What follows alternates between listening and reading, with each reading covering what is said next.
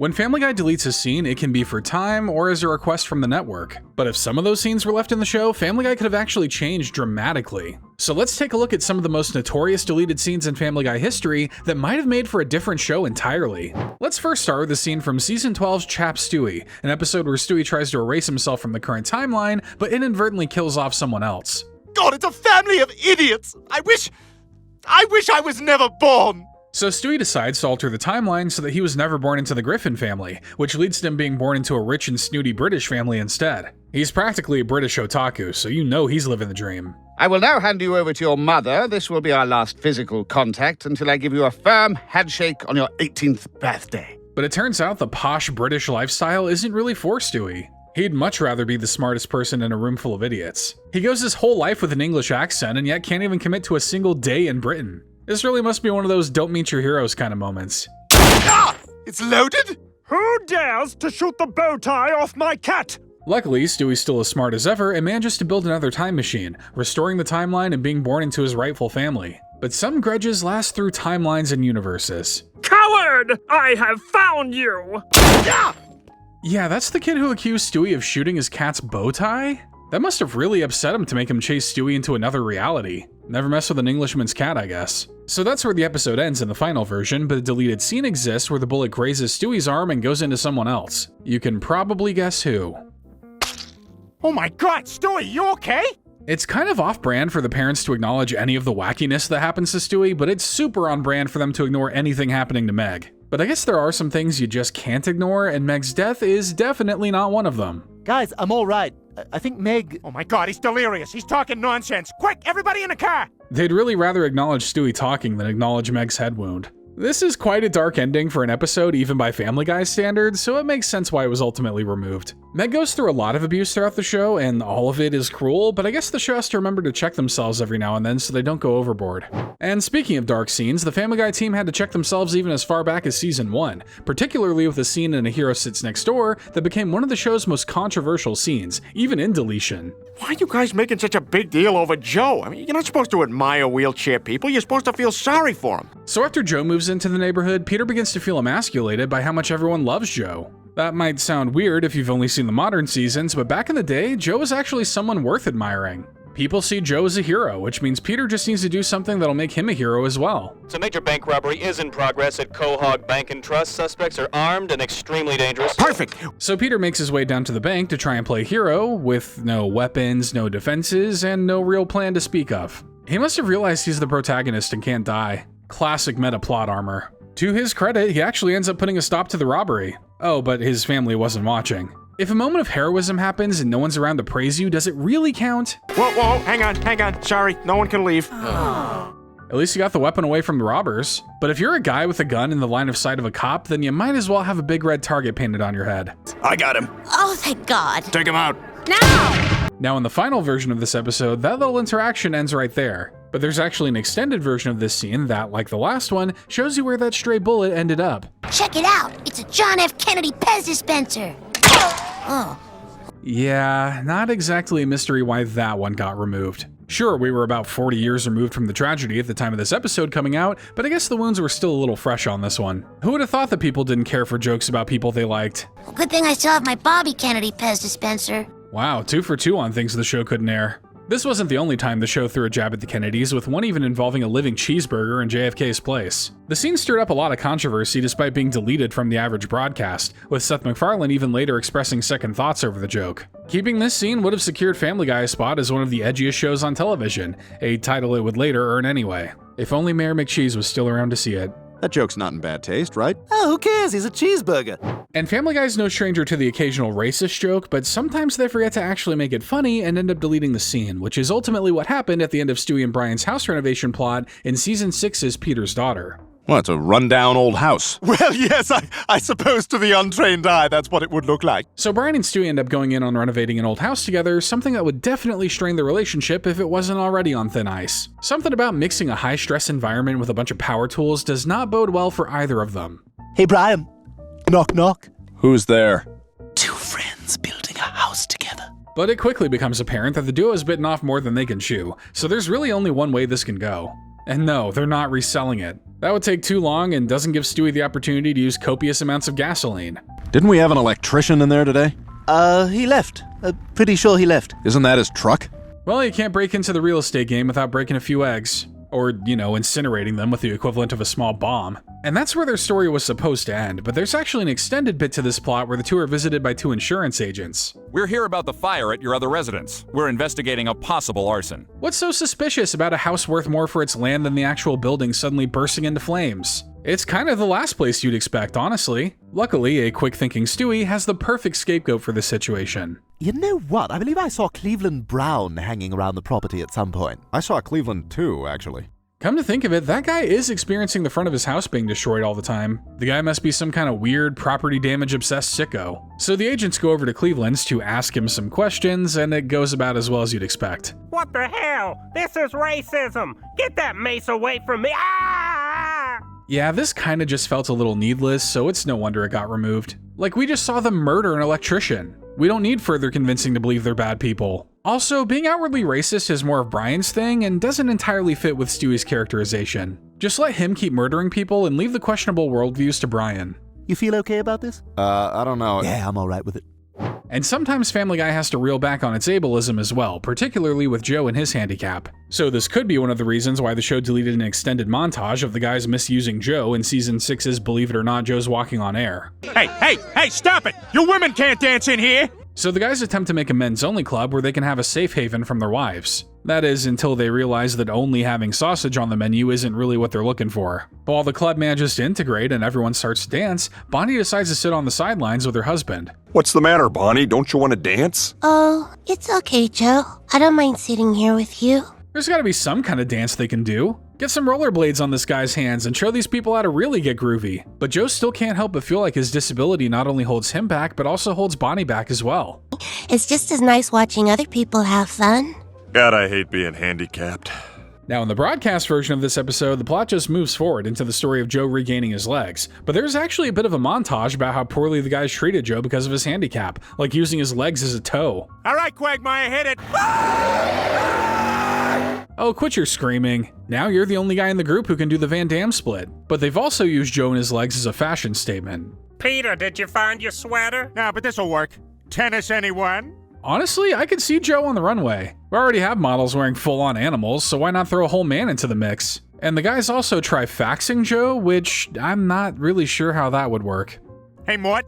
Hey, it's Peter. Hey, did you get that important fax about the Joe's Legs account? Okay, well, it's obvious why they got rid of that last one, because I don't even think people in 2007 knew what a fax machine was. But I think it makes sense why they got rid of these scenes. The episode is more about Joe's self-consciousness about his disability, and having his friends constantly abuse him probably made the episode seem a bit too malicious. A little ribbing is fine, but maybe save it for after Joe became a leg-crazed maniac. We can all go for a nice long walk. All right! Yeah! Wait a minute.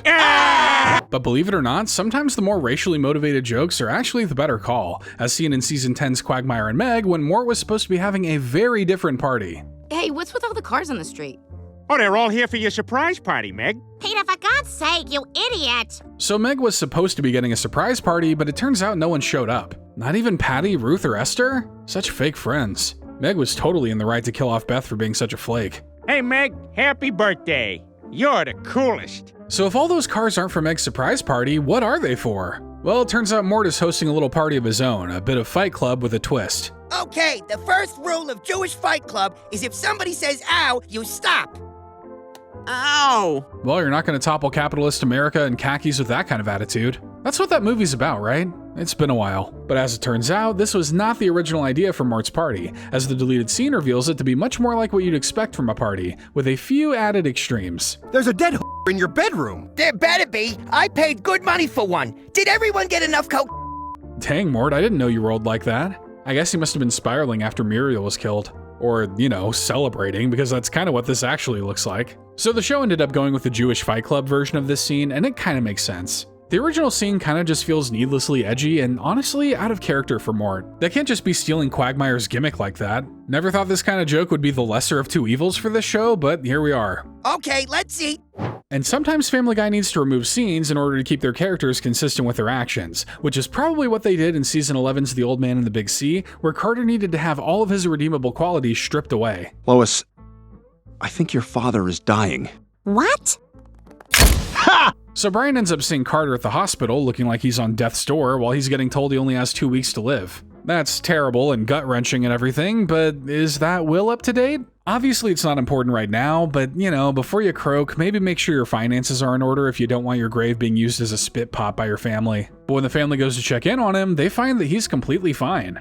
I'm so glad you're all right. Brian, how could you get us all worked up like that? Yeah, next time wait until that person's dead before telling someone that they're dying. But Brian assumes something's up, first believing that the healthy Carter they're seeing is actually an imposter. Don't really see how that helps the original Carter get over cancer, but whatever, I'll play along. He's gonna have to do everything Carter normally does.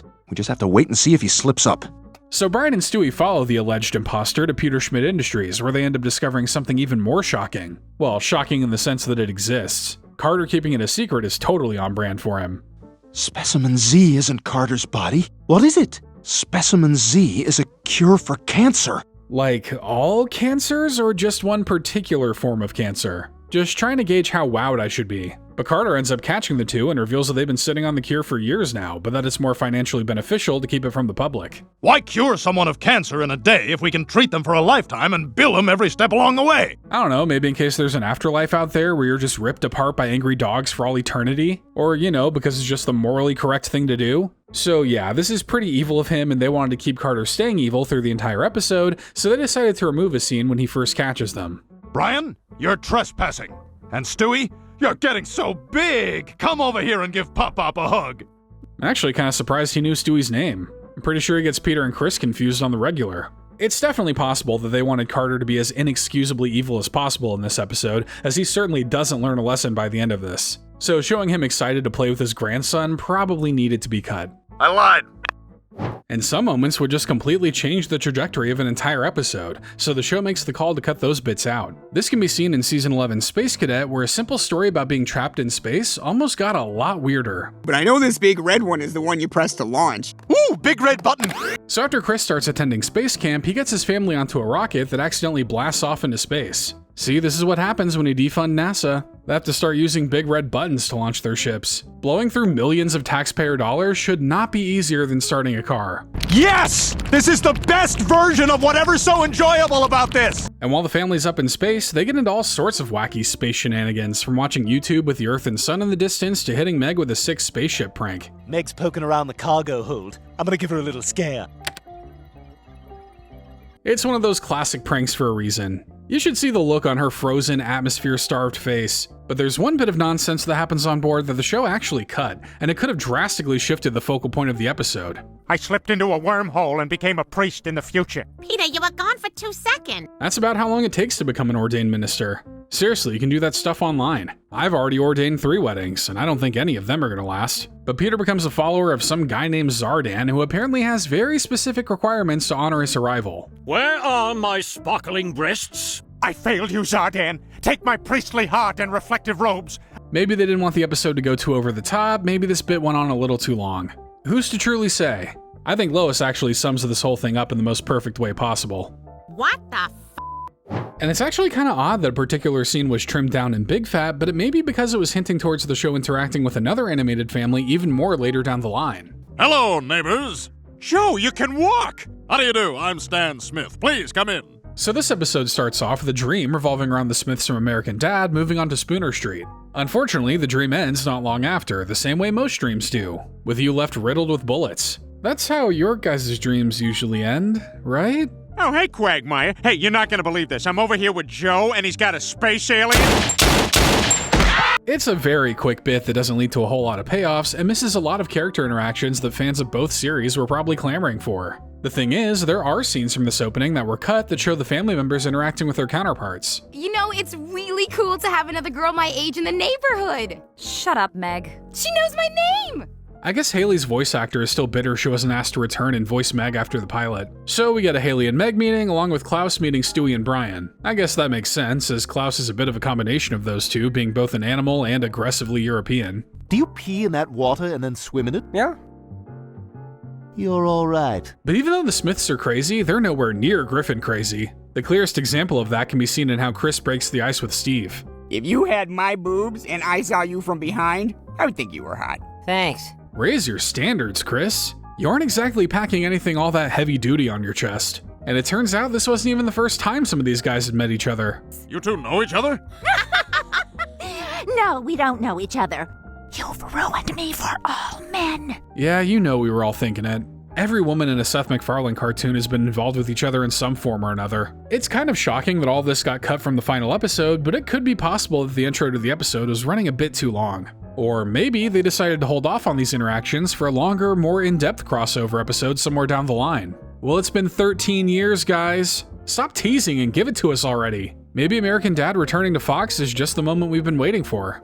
And questions about which way Stewie swings have been around for years, and the show's always tried to be as vague about it as it can. It could be why they ended up cutting a brief moment in Season 12's Finders Keepers that may have all but confirmed this great mystery. Holy crap, Lois! It's the treasure! Oh my God, Peter! You were right! So the episode revolves around the family finding a buried chest containing a map that may lead to some actual treasure. Oh cool, more work. Didn't these pirates have anything better to do than go through all this nonsense, like dying from scurvy? Well, it's not the treasure, but it looks like it's a clue to where the treasure is. But this scene actually gets sidetracked in the deleted version. Rather than moving on with their mission, the deleted scene hangs on the moment a bit longer, with Brian saying a different line and Stewie deciding to chime in. I think I might have figured something out. So did I, but I'm going to wait until I'm 17 and announce it at assembly. Yeah, kinda busy looking for treasures beyond our wildest dreams, Stewie. Why don't you save your life-changing and reaffirming discoveries for another episode, okay? So if this had been kept in, we may have had a very different theory on just what exactly Stewie identifies as. Maybe that wasn't even about his love life. Maybe he just wants to wait until the time is right to announce he's gotten really into ska. But this isn't the only announcement Stewie would try to make regarding his romantic preferences, as another scene exists that was cut from Season 12's Fresh Air, where Stewie affirms he leans the opposite way. I have decided to change my will and name my grandson Chris the sole heir to the Pewterschmidt fortune. So after Carter plans to leave all his money to Chris, Peter gets mad because he was anticipating that money coming to Lois someday. With those unlimited funds, Peter would finally be able to do what he's already been doing. Seriously, if this guy can afford a helicopter and a Zeppelin, does he really need his father-in-law's fortune? I don't plan on losing out on any of that money. So if you ask me, we gotta start sucking up to Chris right away. The sucking up Peter's talking about is purely metaphorical. At first. After failing to truly win his son over in a way that'll get him some of that money, Peter decides to do the only thing he can think of that will guarantee him that inheritance. Chris Griffin, will you marry me? What? You kinda understand the kind of sucking up I was alluding to now? I would hope they would keep their relationship purely platonic. But to seal the deal, the duo needs to head off to Vermont, the only state that will seemingly recognize that unholy union. As it turns out, another proposal was planned to happen tonight. I guess what I'm trying to say, Dad, is that I want to spend the rest of my life with you.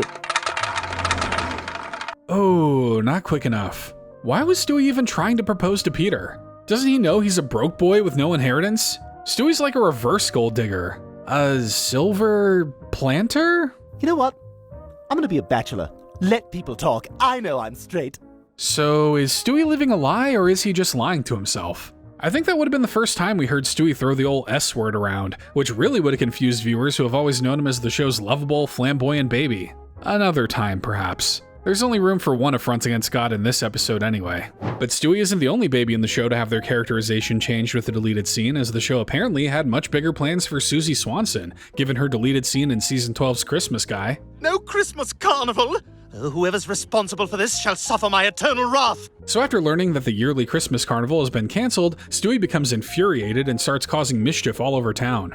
Can you classify nuclear war as mischief? Seems like it kinda undersells it, but what else are you supposed to call a baby's tantrum? Wonder.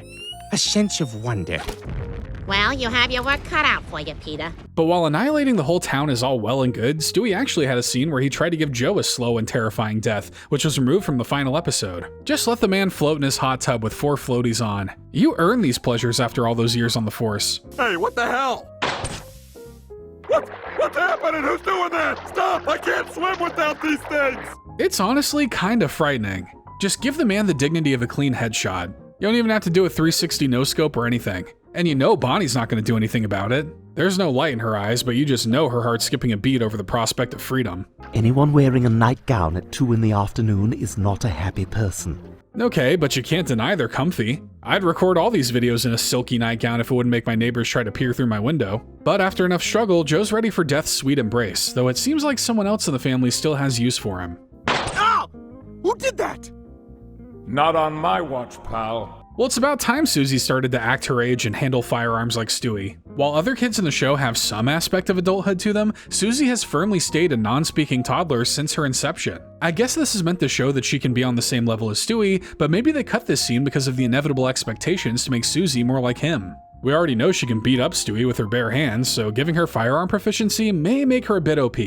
What was weird was that she was crying, but the way she was standing over me made it look like I was crying. But that's not the only time the show needed to cut Joe some slack, as they ended up deleting a scene from Season 13's The Book of Joe that might have taken too dark a stance on handicapped people. Well, it's called The Hopeful Squirrel. It's about a handicapped squirrel who has to learn to overcome his disabilities. So Joe ends up writing an inspirational children's book, but when his personality doesn't exactly gravitate towards people reading it, Peter steps in to be the face of the operation. I mean, Peter definitely does have his own handicaps, but his are a bit harder to see. For if I could not forgive, then I would be truly handicapped. But Peter eventually starts getting all the limelight, which means they can pretty much kick Joe to the curb. It's not like he did anything other than write a highly praised book. That's not really what the book world is about nowadays. If you aren't farming TikTok videos, then you just aren't built for the literary world. Could you please sign my copy of your book? Sure, Easy there, Joe. Hot rod ass for Mr. Chicago. We don't get to see Joe leave the bar in the original version, but in the extended version, he goes outside and immediately runs over a squirrel's legs in one of the biggest moments of irony ever. Seems like the ideal time to plug a book. Let me tell you the story of another squirrel that...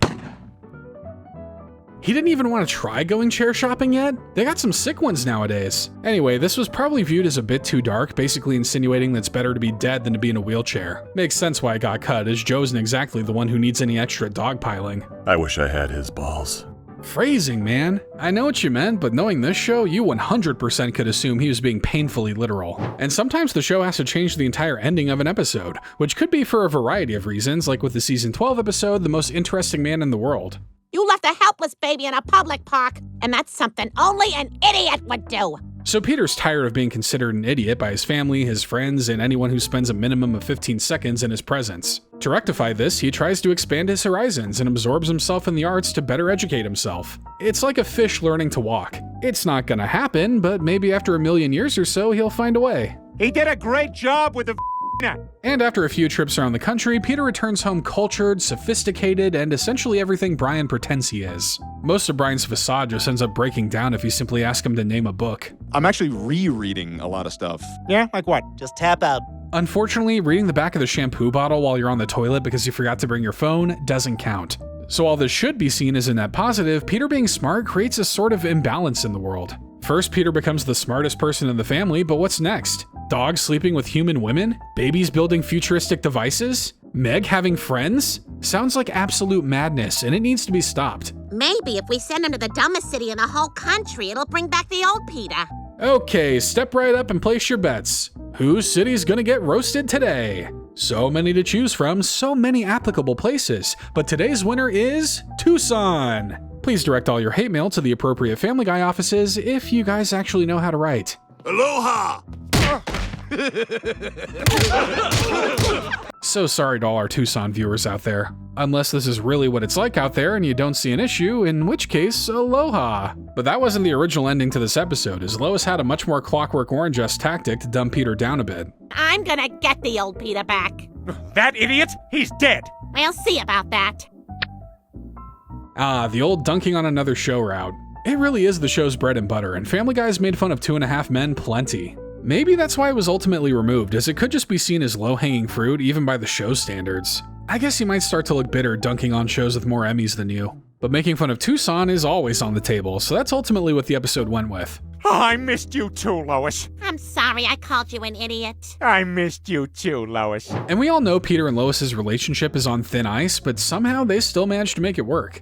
Unless you include the deleted scene from season 16's Dog Bites Bear, then maybe the relationship is on borrowed time. I've been touched by greatness. I am never washing this hand again. So after shaking hands with Booberry, yes, that Booberry, Peter wants to commemorate the occasion by leaving his hand untouched from that moment. Let's be real, this guy did not strike me as a habitual hand washer anyways. But when your hand starts to grow its own ecosystem, it might be time to give it a little scrub. I swore I'd never wash it again, even though Lois keeps telling me to. You should listen to her. Yeah, Peter, that's disgusting. And lose an argument to his wife? Fellas, I don't think you understand the behavioral habits of the modern husband. But the guys decide to team up with Lois and trick Peter into getting his hand cleaned via a Count Chocula trick. No! No! My miraculous tiny life forms! It cost millions of microscopic deaths, but at least Peter's hand is clean. Seems like a fair trade-off, don't you think? And in the normal version of the episode, that's pretty much where this story ends, but there's actually more to it that was deleted where Peter accepts his fate. I can't believe you just ruined— Oh, good, it doesn't smell anymore. See, aren't you glad you finally washed it? Even though it pains him to admit his wife was right about anything, Peter has to concede.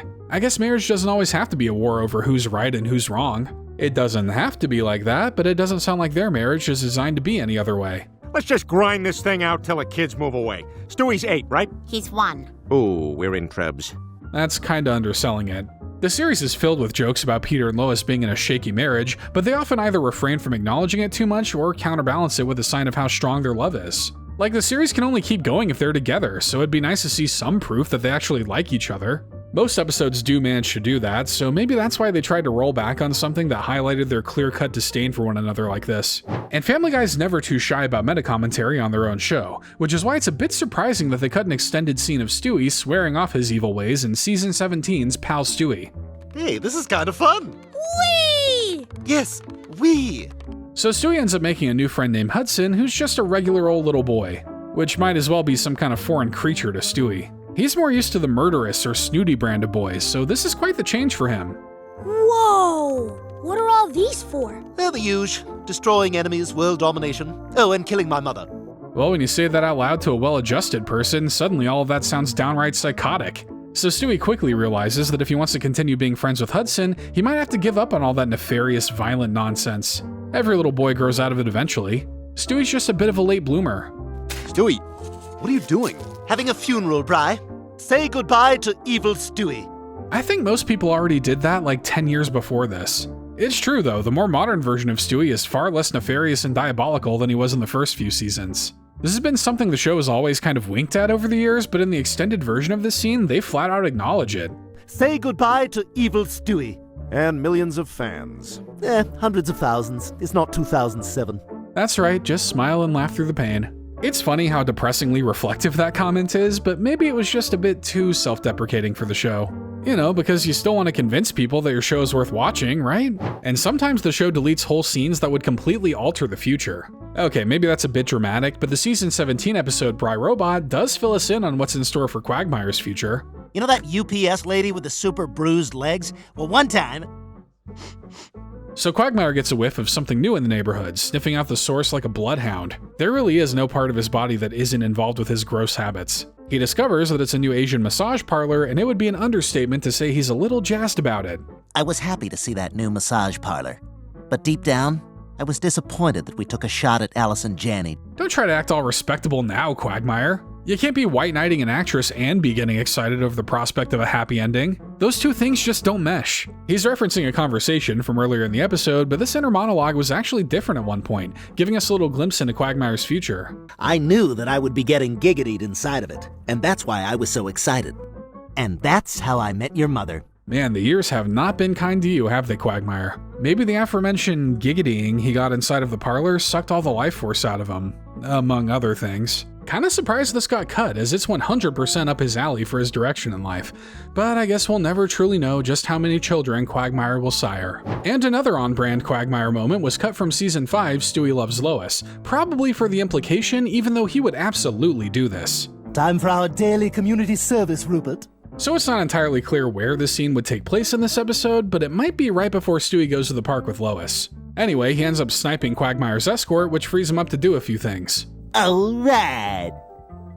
God, what is wrong? Am I just sick? I mean, yeah?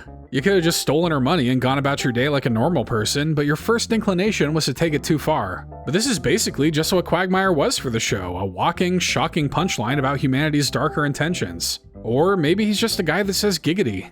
I don't know. Somewhere in the middle? Nowadays, this kind of joke would appear in the show and you wouldn't give so much as a double take to it.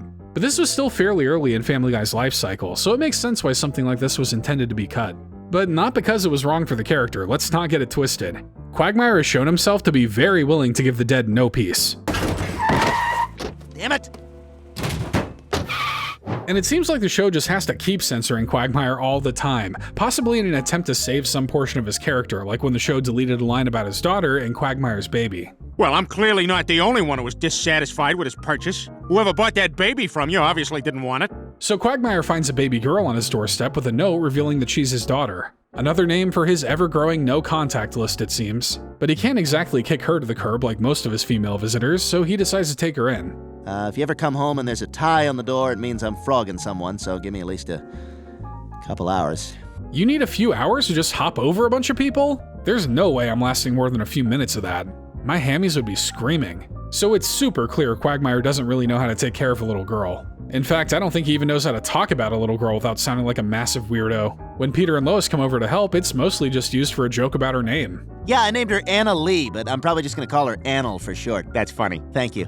Gross jokes about your own daughter aside, you're just lining that girl up for bullying in the future. I'd rather have one of those annoying modern names with unneeded X's and Y's than that. But it turns out that in this scene, a comment by Quagmire was cut pertaining to Anna Lee and what her profession might be in the future. Oh boy, she made a big one. Yeah, she does it for free now, but when she's 21, she'll be charging extra for it. Or, you know, she could just be like an accountant or something. This is her going through a natural part of life, not dipping her toes into a potential career path. Obviously, the show wanted to keep Quagmire scummy and unsavory, but making comments like this about his own daughter would have been too much. He already toes the line of being unlikable with how he treats adult women, and any more comments about his daughter probably would have ruined any likability he had going for him. Didn't exactly keep them from removing that closing line in the episode, though. Hey, who knows? Maybe I'll bump into her in 18 years. What? Did you really think I was gonna change that much? And sometimes the show just goes too far too early, and the episode needs to be adjusted to fix it. Like, we all know Lois doesn't care much for Meg, but to hear her put her thoughts so bluntly, like in a deleted scene in Season 4's Sibling Rivalry, would have just made her too unlikable to move past. Hey Lois, I got your pregnancy test. What the hell you need this for? I need it because I think I might be pregnant. So Lois and Peter have themselves a bit of a pregnancy scare. At this point, it would be more like a pregnancy bash to the head. You think they can take care of a fourth child? Peter can barely wipe himself, and you want this guy to procreate? But Chris decides to have a little fun with the prospect of having another sibling. When Mom thought she was pregnant, she said it meant we could finally get rid of you. Mom, tell Chris to stop lying. Oof, yeah, lying. There's really no good way to sugarcoat it, so she doesn't. She apparently puts all of her feelings out in the open, how she feels about Meg, the effects of having her around, and her regrets about the whole thing. And it might honestly be some of the most heartbreaking and hurtful strings of sentences ever uttered on this show. I know I'm supposed to love you and want you around. I just don't care. Yeah, the truth always hurts, but I thought it was just supposed to be a little sting, not a bullet wound through the heart. Genuinely, where could the show have gone after that? Their dislike for Meg is usually best when it's fairly vague and exaggerated, not super direct and soul-crushing. Of course, it all just ended up being one big joke, but damn. I don't love you. I want you gone. Oh, I'm just kidding you, Meg. Regardless of that, this was still a pretty cruel thing to even joke about. Like, there's no way she came up with all that on the spot. She has been thinking about this. Even with it being a joke, this still could have made the character of Lois far more unlikable than the series probably wanted. Yeah, the shock of the scene is the joke, but knowing what we know about the family, it becomes a little less funny just because there might be a bit of truth to it. Lois isn't a good mom and has done a ton of irredeemable things, but this would have just been insanely cruel, especially for Season 4, so it probably made sense to delete this. And while Family Guy tends to dance around some graphic imagery, apparently mistakenly describing it is even too much for censors, like the deleted scene of Meg in her room in Season 8's Dial Meg for Murder. Oh, I don't expect you to wait for me, Meg. No, I will, Luke. If it takes 10 years or 20 years, I will be here when you get out. So Meg enters into a distance relationship with a convict, a relationship limited by conjugal visits and bulletproof glass. And I'm not even talking about what she gets into in the bedroom. But while Luke is supposed to be in jail for a long while, he ends up breaking out to be with Meg. And it's nice to be in front of someone for a change. Now I know that was a joke. Whatever. So in the final version of the episode, Luke is almost immediately caught by Brian, but in the extended cut, there's actually a whole scene before that where Meg excuses herself from dinner to go to her room. Never mind that she's bringing up enough food for two, which is suspicious enough. She doesn't want to leave her room these days. She's depressed because she's in love with a man she can't be with. So depressed that she just can't stop making a commotion up in her room. It's probably nothing. These are sounds that come from most girls' rooms when they're alone, right? Yeah, the show tends to dance around the more intimate details of doing the dirty, probably for censors, but this scene actually ends up painting you a pretty clear picture without having to show you a thing. Poor kid banging her headboard into the wall out of frustration and loneliness. Probably got her legs up in sadness. Yeah, it's pretty clear what the show's trying to get across, but no one in the family seems to clue in. Maybe the joke was a bit too on the nose, or the imagery being vaguely described was a bit too graphic, but either way, it didn't make it into the final cut. There are certain things Family Guy can get away with, but even having the family being blindly oblivious to the obvious might be pushing things a bit too far. Nothing gets past Stewie, though. Am I the only one who thinks she's getting f***ed up there? And that's our list. Should we cover more Family Guy deleted scenes in the future? Let us know down in the comments, and if you liked what you saw here and want to see more, don't forget to leave a like and subscribe to the channel if you haven't already. It's quick, free, easy, and it'll let you stay up to date on when we post even more great Family Guy videos.